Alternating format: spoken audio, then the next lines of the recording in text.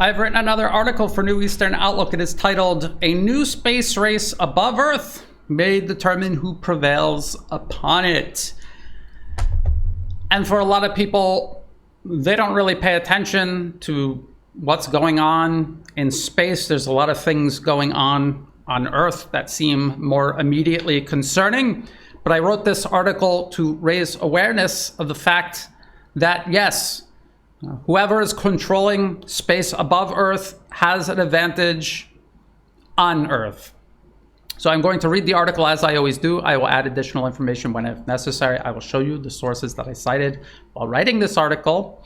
And I will begin in early December 2025, earlier this month. Private Chinese aerospace company Landspace test launched its Zhuqi 3 rocket.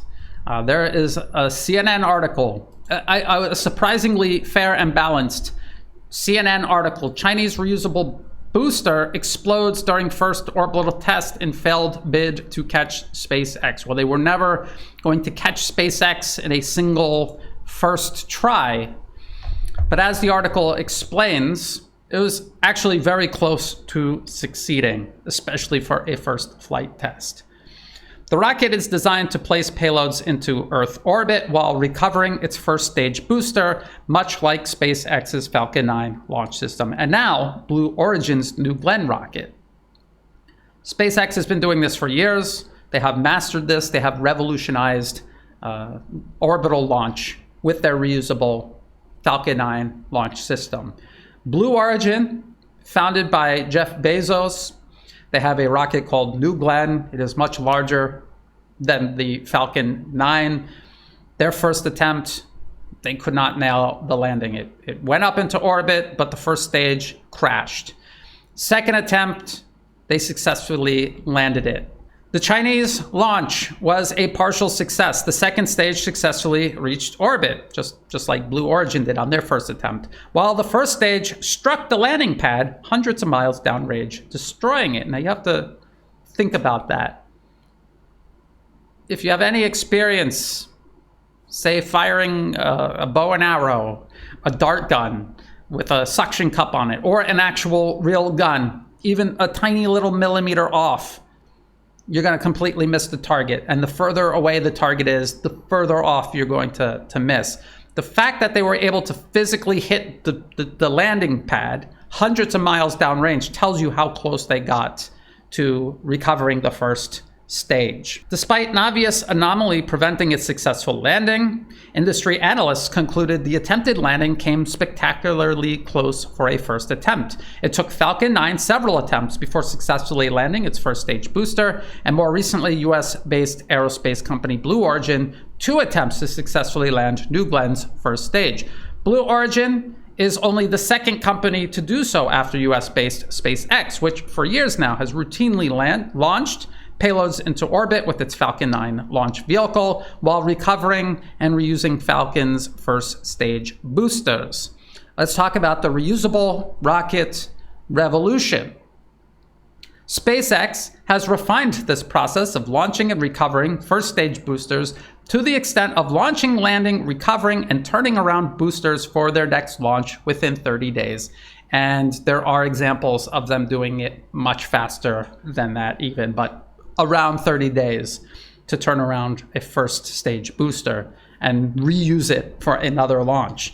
The rapid reusability of SpaceX's Falcon 9 has already revolutionized access to Earth orbit, drastically reducing costs while vastly expanding the number of launches possible per year. Blue Origin, should it successfully repeat New Glenn's recent success while scaling up production and its launch cadence, how often they can launch, would expand US access to orbit even further. They now have a huge advantage over other countries capable of launching payloads into orbit, including Russia and China. I'll get into that.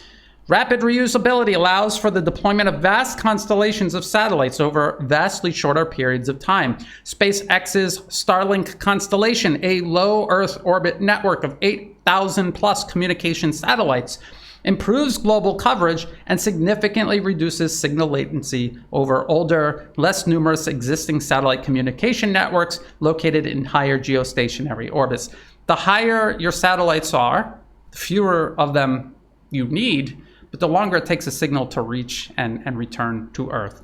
If you have a constellation in low Earth orbit, you need many, many more of them to achieve full, reliable coverage, but the latency will be much less. Such constellations lend significant advantages to the nations deploying them or have access to them. As demonstrated in Ukraine, networks like SpaceX's Starlink don't just improve civilian satellite communication, but also enhance military communication as well as providing links to long-range drones, especially naval drones. Line-of-sight radio signals cannot match.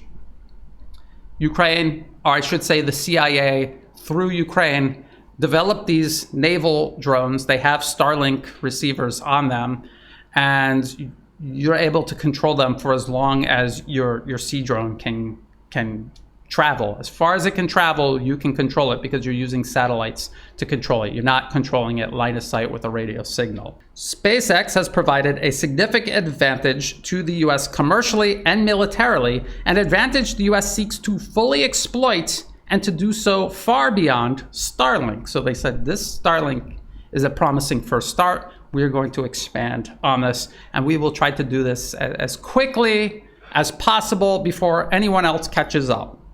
For example, the US National Reconnaissance Office, NRO, has enlisted SpaceX and its Starlink platform to develop what it calls Starshield.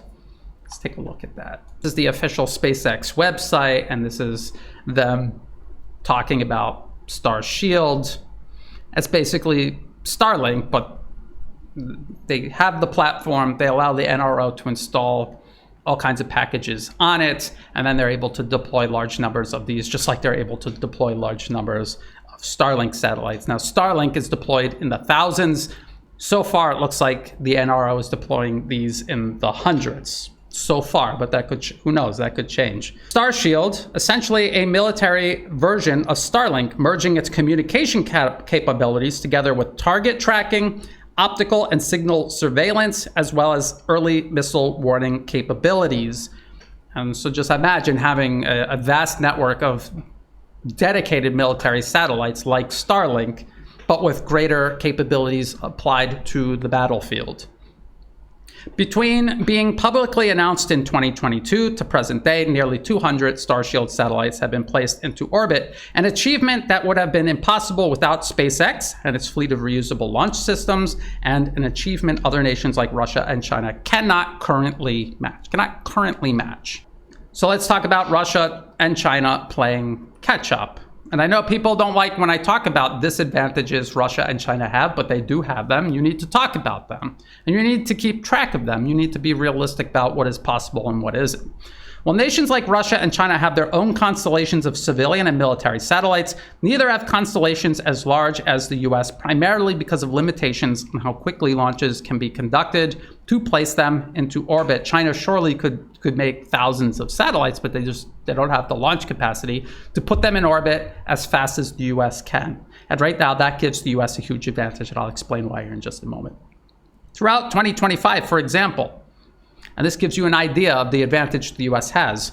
The US conducted approximately 170 launches versus China's 78 launches and Russia's 15 launches. So Russia is lagging far, far behind. China, not even really a close second when you really think about it.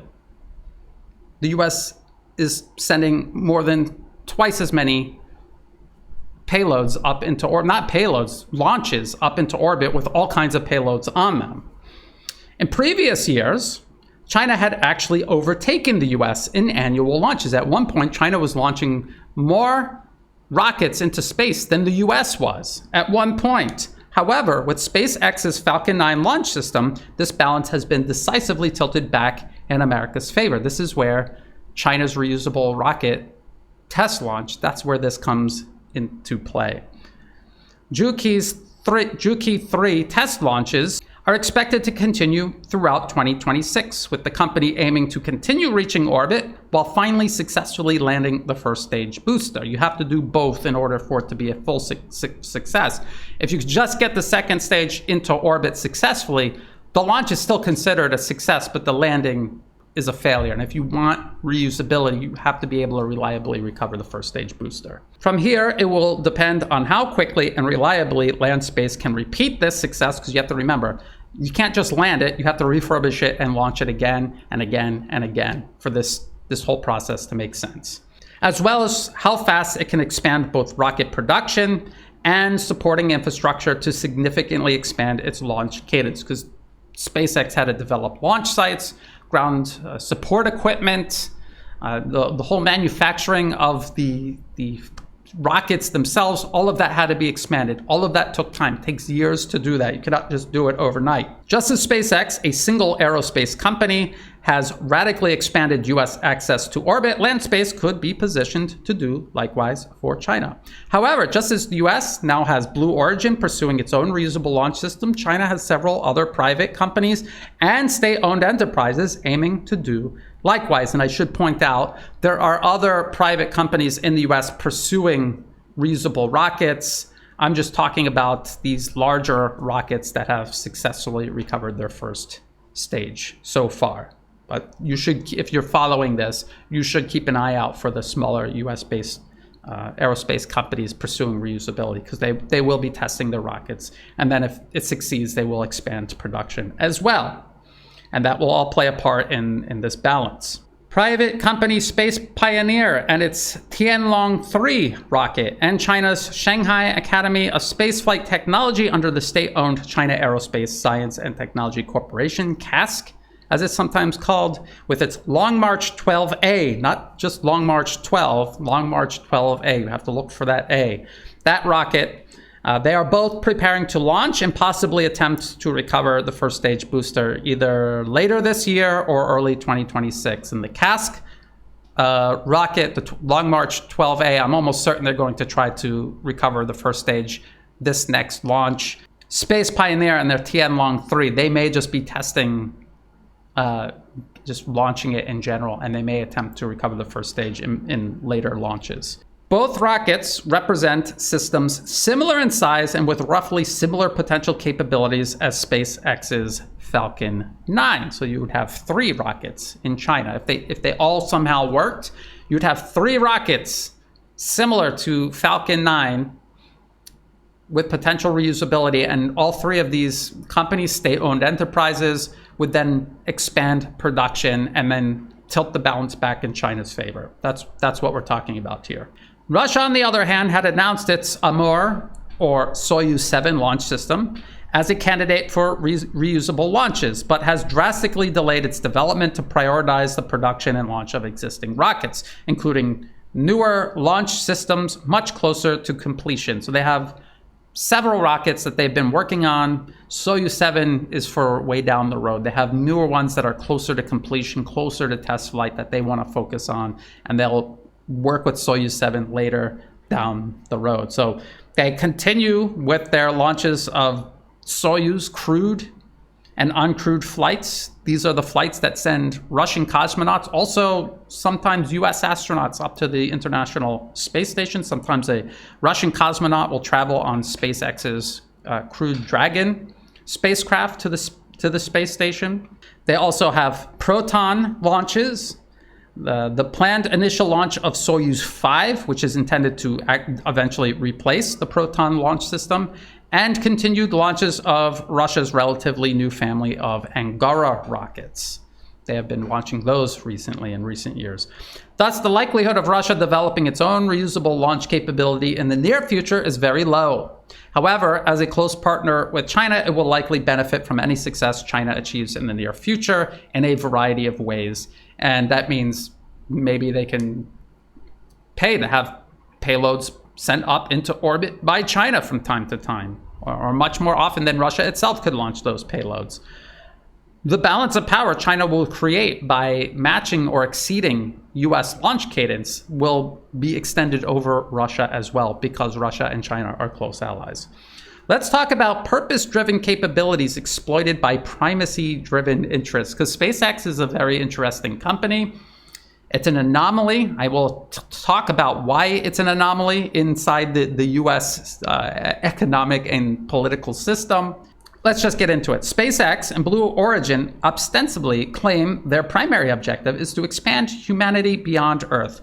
SpaceX has been focused on the colonization of Mars, while Blue Origin's founder Jeff Bezos has made proposals for massive orbital habitats similar to those proposed by physicist Gennard K. O'Neill in the 1970s in his 2019 For the Benefit of Earth talk.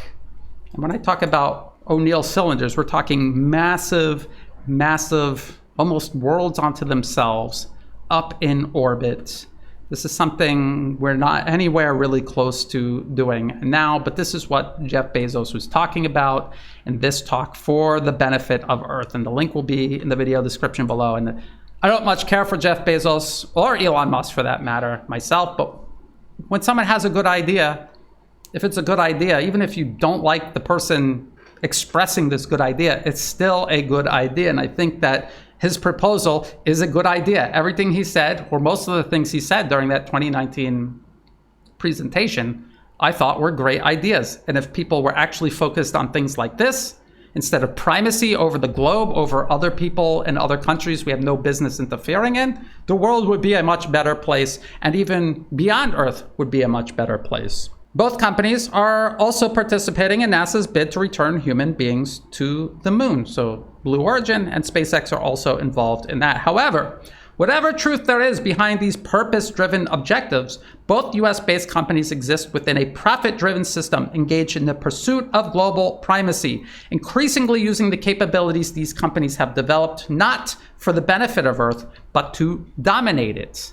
Okay, so these people are talking about benefiting all of humanity with space travel, but the system they exist within want to use these capabilities to dominate the Earth, not for its benefit. Blue Origin developed rocket engines. The BE-4 have already been used on joint Lockheed-Boeing and joint Lockheed-Boeing launches happen under the United Launch Alliance, ULA.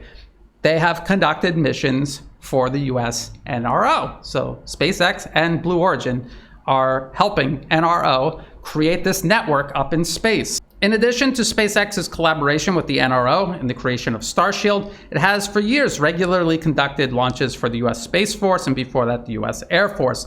These capabilities that Blue Origin and SpaceX are helping create, in turn, have enabled continuous US global military encroachment and aggression, targeting both Russia and China's partners and allies, as well as threatening both nations themselves. So whether that was your intention or not, that is what your technology is being used to do. SpaceX is an anomaly amid the US aerospace industry, an industry that has for decades been driven by the pursuit of profit over any other purpose, including innovation. Before SpaceX's Falcon 9 became operational, most US national security payloads were launched using United Launch Alliance, Atlas V, and Delta IV rockets. Both rockets were fully expendable. You use them once, and then you have to completely build new ones. Their designs represented upgrades of rockets and systems from as early as the 1960s. Because ULA, and before that Boeing and Lockheed, which merged to create ULA, held a monopoly over orbital launches and existed solely to maximize profit, there was no need to innovate. Any excess revenue diverted toward research and development would only have undermined shareholder primacy, which is all they care about. Shareholder primacy and power. They want more power. Initially, lobbyists representing established aerospace corporations attempted to block SpaceX's entry into government launches. Today, US policy think tanks funded by corporations like Boeing and Lockheed hold SpaceX up as an example. They don't hold these other corporations up as an example. They hold SpaceX up as an example of the innovation possible because of the American system. But in reality, SpaceX succeeded despite it. So it's just interesting how all of these pro-American exceptionalism and pro-American primacy policymakers in these think tanks funded by corporations that pursue power and profit and are incapable of doing the things SpaceX is doing always try to point to SpaceX as, see, that's what America can do, and that's why we need to continue pursuing policy. We can beat the Chinese. Look at SpaceX. China has nothing like what SpaceX has. And so you see the mental gymnastics these people perform while creating policies that are actually driving everything the US does. abroad and even at home.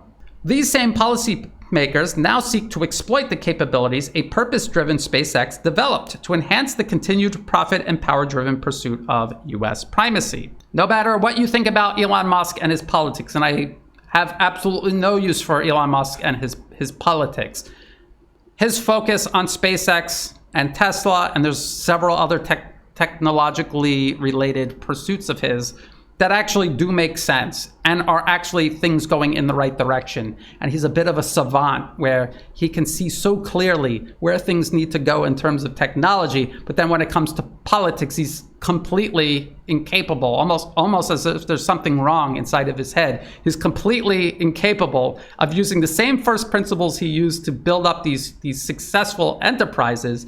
He's incapable of using first principles to examine modern day geopolitics, and he just simply lets his emotions and his prejudices, his bias, and again, his emotions more than anything else, just completely take over. And it will be to his own undoing. I almost guarantee it. And it already has begun a process that looks more or less inevitably irreversible. But that's another story. Russia and China, on the other hand, have entirely purpose-driven state-owned enterprises engaged in every aspect of national development, from energy production to military industrial production and aerospace research and development. Russia and China have state-owned enterprises that exist solely to perform a function for the state. They do not exist purely to pursue profit and power like the vast majority of corporations across the West. This is what allows them to do more with less. This is why Russia is producing more weapons and ammunition than the entire West combined, because they have a military-industrial base that exists to fulfill the purpose of making arms and ammunition, while the collective West, their arms industry exists solely to produce profits, maximize profits at all other costs, including being able to produce enough arms and ammunition to win all of the wars that they themselves started. Russia's limitations come in the form of its smaller population and economy, and the constraints placed on it by ongoing US containment and confrontation, especially amid the ongoing proxy war in Ukraine. People like to pretend that it has no cost at all on Russia. It does, and it does place limitations on things that Russia could do, things that it would be doing if it was not tied up in Ukraine.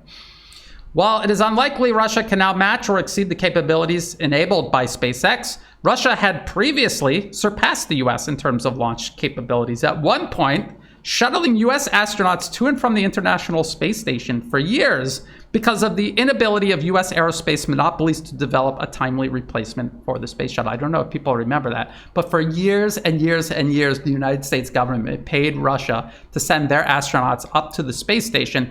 After the space shuttle retired, they went years and years with no replacement because the entrenched aerospace monopoly, they weren't interested in building anything timely and effective. And even to this day, they really don't have an alternative for the space shuttle. They now depend solely on SpaceX. Boeing was working on a Starliner, but you could just look into that and all the problems they have, because Boeing is Boeing, and Boeing wants profits more than anything else, more than they want a functioning spacecraft. And so that shows you that Russia, despite being smaller, despite having a smaller economy than the United States, their space launch capabilities were disproportionately greater because it was purpose-driven. And again, despite all of the disadvantages that they faced, they still had the ability to do that when even the US didn't. So think about that. Now, let's talk about China. China, on the other hand, has a larger economy, a vastly larger industrial base, more modern and extensive infrastructure, and millions more STEM graduates each year than the US. STEM stands for science, technology, engineering, mathematics. How many more STEM graduates than the US do they have, Brian? Millions more. This is the United States, 500,000. Here's China, almost 5 million. Look at Russia with a much smaller population than the US, almost the same number of STEM graduates as the US. That is a huge problem. That is a huge disadvantage. The US never even thinks about when talking about preventing China's rise or matching or surpassing China or stopping China from surpassing the United States, these are things that they don't seem to be adding into the equation. Together with purpose-driven state-owned enterprises and national policy promoting purpose-driven private business, China has already surpassed the United States across a number of fields and will almost certainly surpass US space launch capabilities in both quality and quantity, barring extreme preventive measures taken by the US. You can already see China lining up a number of space launch systems that have the potential to become reliably reusable, to match or exceed anything SpaceX has achieved, and they will do more. They will go beyond that. And their progress is not linear, it is exponential. They are catching up faster and faster and faster to the United States and anything they still have an advantage in. And when I say barring extreme preemptive measures taken by the US is planning and preparing for a cataclysmic clash with China. They cannot accept China irreversibly surpassing the United States. They will do almost anything to stop this from happening, including some sort of conflict by proxy or even directly to try to cripple and set back China. So that's what I'm talking about. But if the US does not succeed in doing that, China will inevitably and completely surpass the US in all measures, by all metrics. A new space race, new rules. Let's talk about why reusability is where the new space race is rooted. And I know that people are talking about going back to the moon, going to Mars, but reusability is how all of that's going to happen on any sort of scale. And that is the revolution that is going to drive that. And whoever is able to do that the best is going to have the biggest advantage. Right now, the US has the biggest advantage. SpaceX's Elon Musk, in regards to the test launch of Juke-3, remarked that even if it is successful, by the time it reaches large-scale production and use, SpaceX's next-generation launch system, Starship, will have surpassed it. I don't know if you've ever seen Starship. It is the largest, most powerful rocket ever created. They are test launching Starship, different iterations of its design, prototypes essentially, and they are test flying them. Suborbital, they haven't actually done an orbit around the Earth, but they're suborbital launches for all intents and purposes, going into space and coming back. And they plan to do orbital tests very soon. And it is a massive rocket, it is a quantum leap ahead of even Falcon 9. And so, yes, China would have to do a lot of catching up. But just because it took years for China to catch up to the United States in terms of space launch capabilities before SpaceX pushed the US back into the lead, and now it has taken several more years for China to begin developing and testing its own reusable rockets, doesn't mean it'll take the same amount of time to match SpaceX's Starship, or that China won't be able to leapfrog US space launch capabilities altogether. And as a matter of fact, China is already developing the Super Heavy Long March 9 and 10 launch systems meant to perform the same roles as SpaceX's Starship, with engine production and testing already ongoing. So they actually have hardware that they are testing, engines that they are igniting and testing that will go onto the Long March 9 and 10 launch systems. They will not be reusable like Starship, but they will be able to perform the same roles. And so you can already see how they're catching up, if not in reusability, but the capability Starship would provide. And then eventually, of course, they're going to catch up in terms of reusability too. There's nothing that the United States has or represents that is inherently better than China. China has a larger population, better education, better infrastructure, larger industrial base. They will catch up and they will surpass the United States. It is inevitable. While the US has one purpose-driven space launch company, perhaps two, Blue Origin, if you believe anything Jeff Bezos says, China represents a vastly larger purpose-driven nation, not just companies, but an entire nation that is purpose-driven, with all of the ingredients necessary to not only rapidly match the US, but permanently surpass it. And again, that is what the US is attempting to prevent at all costs.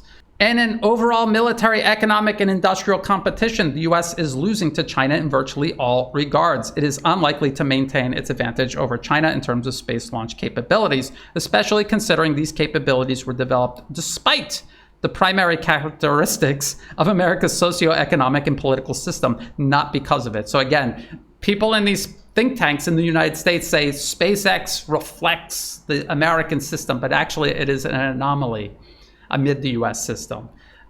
ULA represents the US system, and ULA cannot compete with China even today. Actually, they lost years ago, and it was only SpaceX that helped the US catch up and surpass China temporarily.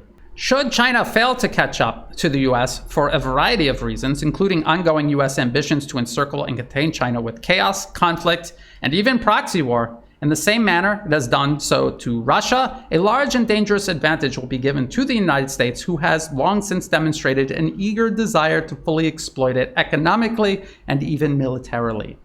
The first thing Americans thought to do with Starlink is create Star Shield, which actually has nothing to do with shielding anyone.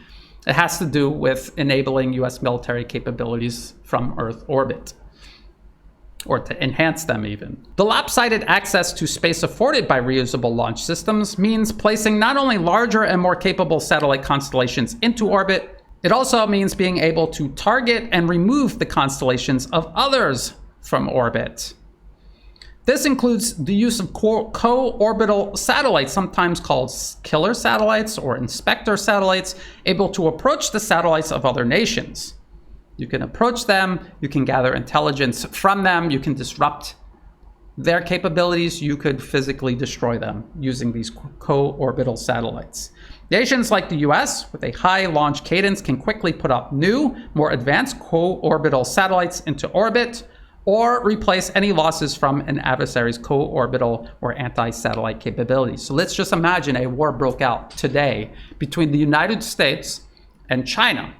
And both nations say, we're going to wipe out the other nation's orbital assets, their navigation satellites and these low Earth orbit communication networks that China is already building, just not on the scale of Starlink. And they start destroying them.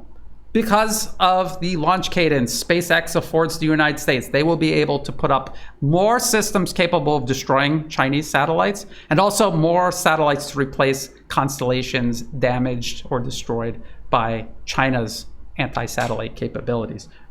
Russia, China, the United States all have the ability to launch missiles and hit satellites in orbit.